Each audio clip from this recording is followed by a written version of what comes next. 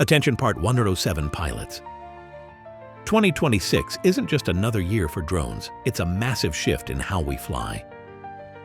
Here is your 100-second brief on the news you need to stay legal and profitable. First up, the regulatory landscape. The FAA is moving toward Part 108, which will normalize beyond visual line-of-sight operations.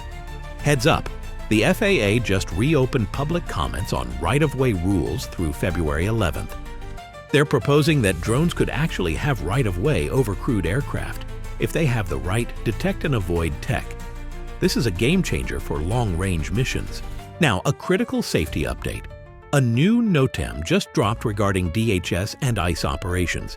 It creates a roving, no-fly zone, 3,000 feet laterally and 1,000 feet vertically, around moving government convoys and facilities. Because these zones move with the vehicles, your legal airspace can become restricted in seconds. Stay sharp and keep your distance if you see federal activity. On the tech side, we've moved past simple flight.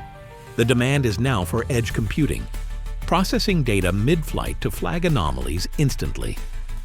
If you aren't specialized in LiDAR, thermal, or gas detection yet, now is the time. Enterprise clients aren't just looking for pilots anymore. They want data specialists who can oversee autonomous fleets. The experimental era is over.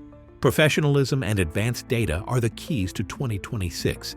Stay safe, stay compliant, and keep flying.